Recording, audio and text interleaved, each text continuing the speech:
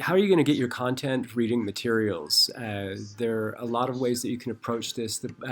The preferable way is, of course, for you to start getting a good relationship with your public library so that you can start going in and browsing around and looking for things. This is, of course, difficult during COVID times. So what I want to show you is some features of your public library account that you may not have been as aware of before.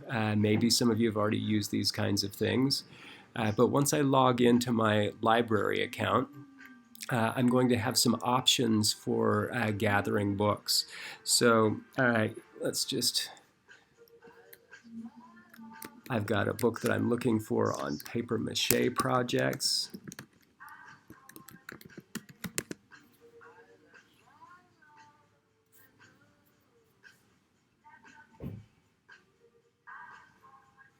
Not getting a lot of paper mache books at Poudre Libraries. Let's see what happens if I get rid of the word project. There we go. Paper mache monsters. Paper mache over 20 creative projects. I don't know why the word project didn't help me get that, but it didn't. Anyway, so now I'm starting to get my set of books here a lot more. So if I go to that specific book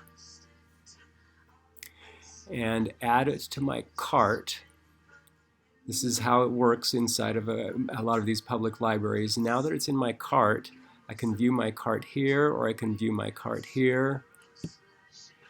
And once I'm at my cart, then I can start saving things to a list. So I'll click Save to List, and I'm going to add. Well, I need to make a new list, so let's do paper projects. Origami, paper mache, etc. Create. Okay, so I'm going in there, and I haven't placed a hold on this book yet, but I've put it in my book cart, so it's in my cart. And I've also, I can save anything that's checked here to the list. So if I go back to the previous page, sorry, and a couple of pages back, and I add a bunch of these other books to my book cart.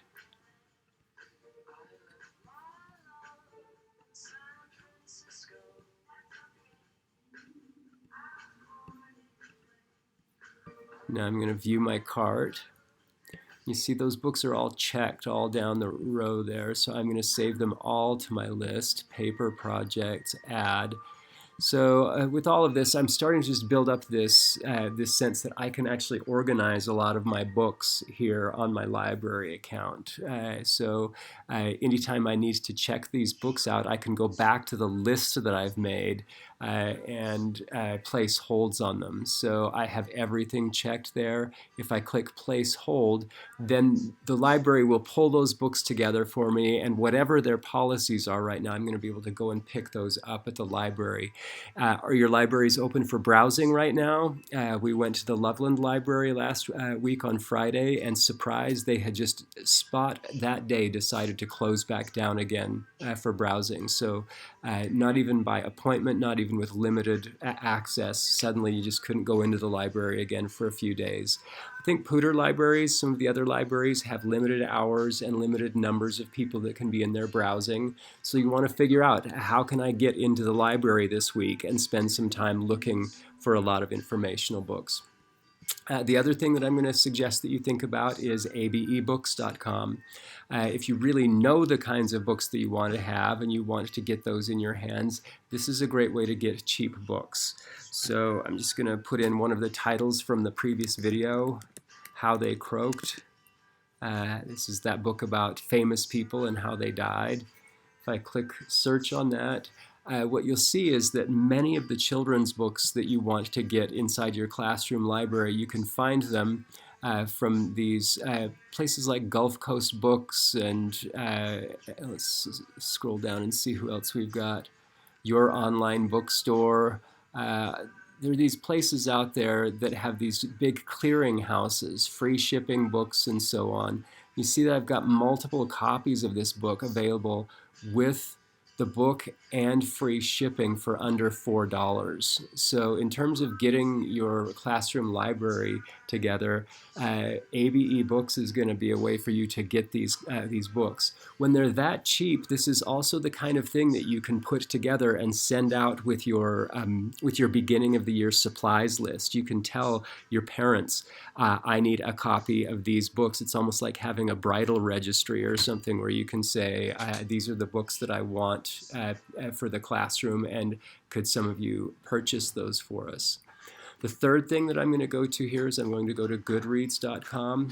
For me, this is my long-term place to shelve my lists of books, because I go to about 3 or 4 different libraries. Those library account lists are not the central place for me.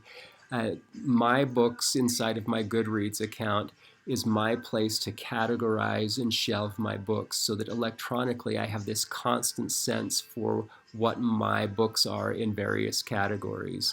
So I have an informational category here because I've been looking closely these books for years. These are the books that I would want to have in my classroom library if I were to go out into a second or third grade classroom again this year. Some of them are a little bit older than second or third grade, but I've got a lot of books here that I've looked at. I put them on an informational shelf, and when I find a new book, like, let's see if How They Croaked is here.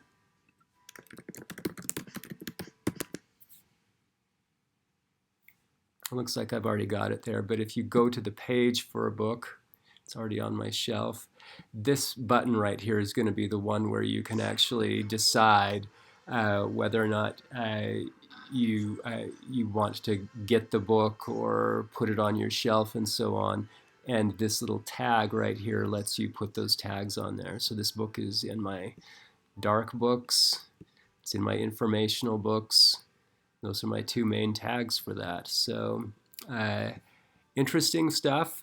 3 different places that I think that you should be thinking about to manage books during these COVID times. This helps you put together lists that you can go back to over and over again of books in specific categories. So when we get to social studies, we'll want to come back to Goodreads and start tagging books as social studies books. Look at that. That's a great book, isn't it? Lincoln's Grave Robbers by Steve Sheinkin. True crime thriller, first book to tell the nearly unknown tale of the brazen attempt to steal Abraham Lincoln's body. Yeah, I want to read that. And I'm already going to tell people that I want that to be on my informational shelf, because all my ideas here are telling me this is probably not fiction, right? So I'm going to put it on my informational. It doesn't look like it's a picture book, so I'm not going to put it there. And Stealing a Body, I should probably go on dark too, right? All right. So these are just 3 ideas again: Goodreads, ABE Books, and your public library, tools that you'll go back to over and over again for this content classroom library assignment. All right.